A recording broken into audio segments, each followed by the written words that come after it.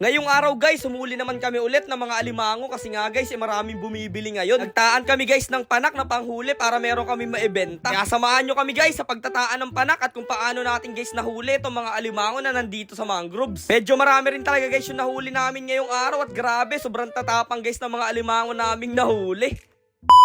So what's up guys? What's up mga kanapadaan lang? So ngayong araw nga guys magtataan naman guys kami ng trap na panghuli sa mga alimango. Kaya nga guys maaga pa lang ay pumunta na kami dito para ayusin yung mga nasira dito sa aming panghuli. Medyo matrabaho kasi guys ang pag-aayos nitong mga panak kaya eto nagtulong-tulong muna kami bago namin itaan. At eto nga pala guys yung ipapain namin ngayong araw. Humuli nga lang pala guys kami ng bangus dyan at babalutin lang guys namin ito sa lambat at ilalagay natin dyan sa loob ng panak. Sa mga nagtatanong nga pala guys kung bakit namin binabalot sa lambat itong mga pamain namin ay para guys hindi madaling maubos. Yung ibang alimango kasi guys ay napakagagaling na nila. Talagang hindi sila guys pumapasok sa panak tapos sinusungkit lang nila yan sa labas. At ganito nga pala guys ang pamamaraan kung paano natin ilalagay yung mga pamain sa loob ng panak. Maglalagay rin nga pala guys kami dito ng lambat para guys pag pumasok dyan yung alimango ay magsabit-sabit yung mga sipit nila at hindi sila basta makawala. Yung iba kasi guys na alimango ay napakagagaling talagang tumakas. Subali nga pala guys ngayong araw ay sa labas kami ng palaisdaan magtataan at uhulihin guys namin yung mga alimango wild dito sa mangroves. Noong nakatapos na nga guys kami sa paglalagay ng mga pamain dito sa panak namin ay syempre panahon na para itaan natin. Sa pagtataan nga pala guys ng mga panak, syempre hindi rin basta-basta yung paglalagay mo dyan. Dapat hahanapin mo rin guys kung saan ba umaagos yung tubig o yung pinakang kanal nitong tubig dito. Para na rin guys pag nag-high tide ay yung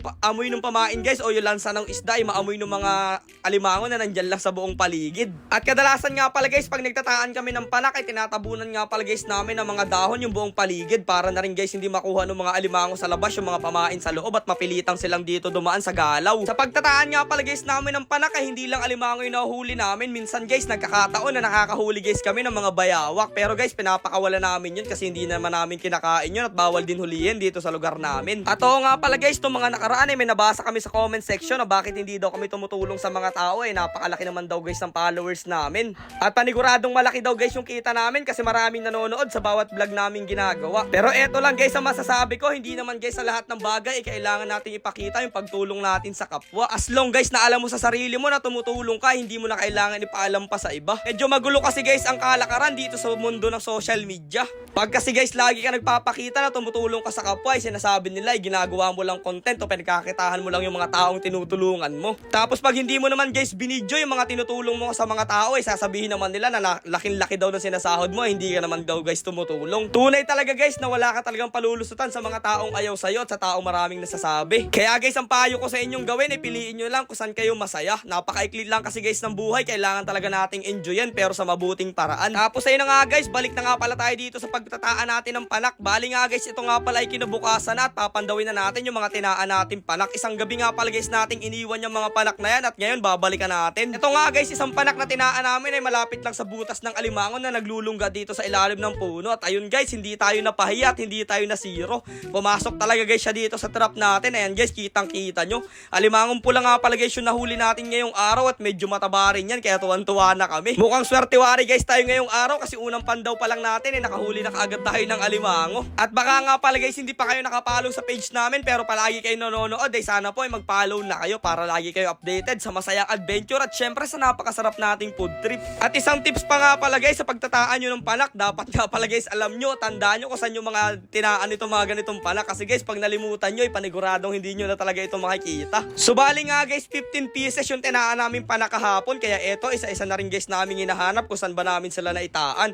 At sakto naman guys nung nakita na namin yung isang taan dito ay meron daw nahuli kaya ayan guys ipapakita ko sa inyo. Alimangong pula na naman nga pala guys ang laman nito kaya nakakatawa talaga. Pero syempre guys hindi naman sa lahat ng pagkakataon ay may huli lahat yung mga panak na tinaan natin. Nagkakaroon din guys na wala at yung iba naman guys talaga nakakatakas yung mga alimango na nasa loob. Pero dahil nga guys medyo matagal tayong hindi nagtaan ng panak dito sa wild o dito sa mga mangroves ay medyo marami talaga tayong nahuhuli ngayong araw. Yung mga iba nga pala guys naming nahuhuli dito na maliliit ay nilalagay namin doon sa palaisdaan namin ng mga alimango at doon guys namin sila pinapalaki at pinapataba. Tapos pag mataba na guys sila syempre ano pang gagawin natin doon ay pupudripin na rin natin sila. Medyo mahirap rin talaga guys manghuli ng mga alimango kaya siguro guys medyo mahal din talaga yung kanilang mga kilo. Hindi rin kasi guys ganun kadali talaga manghuli ng mga alimango sa mangroves. Pantawin natin yung panak natin tinaan. Ayan o. Ayan yung alimango nasa ibabaw. Tingnan natin. Uy, isa lang. Ayan guys. Ayos na rin. At pagpandaw ko naman guys dito sa isang trap namin, ayan guys, grabe nagulat ako. Kala ko guys kung ano yung nakahuli na namin ngayong araw, pero ito lang pala guys. Kung tawagin dito sa lugar namin ay takig, pero kadalasan tawag nila dyan guys ay ahas tubig. Nagulat nga lang guys ako kasi medyo malaki itong takig na nahuli namin ngayong araw. Kaya nga guys, paki-comment nga sa baba kung anong tawag sa ganyang klase ng ahas sa lugar nyo. At nung pinandaw na nga pala guys itong isang tropa ko, yung trap na tinaan namin dito sa may sasahan, at nagulat guys kami sa sobrang laki ng huli.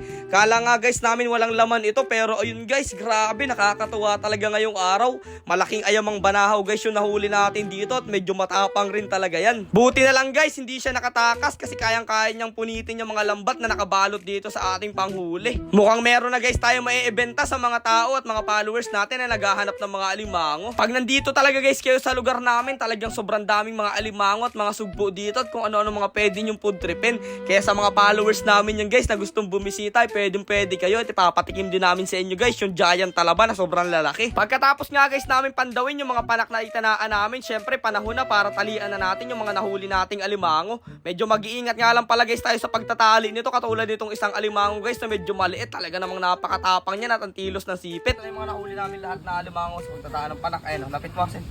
Yan guys. Yan. Malaki. Okay din siya guys. Kaya ayun guys, maraming salamat sa pagsama nyo sa mga adventure natin ngayong araw. Kaya hanggang dito na lang muna guys ang adventure natin. Kita-kits na lang ulit tayo bukas.